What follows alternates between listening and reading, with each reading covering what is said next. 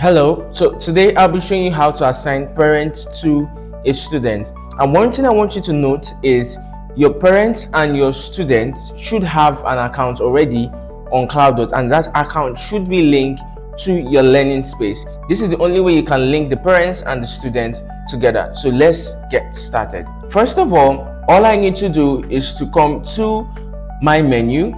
On my menu, I have to click user management.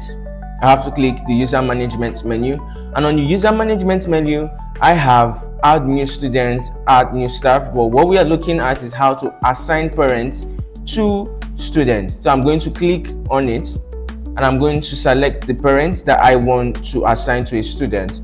So I'm going to be using Mr. Benedict. And what student do I want to assign that parents to? So I'm going to be using Dan. I'm going to be assigning Mr. Benedict to Dan.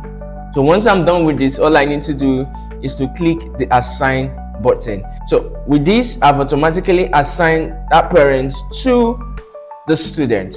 This is the simplest way to assign a parent to a student. Now this parent can have access to the child result. This parent can have access to the child's school fees. This parent can now pay school fees for that child. This parent can now view the homework assignment and every other details that that child have on your learning space.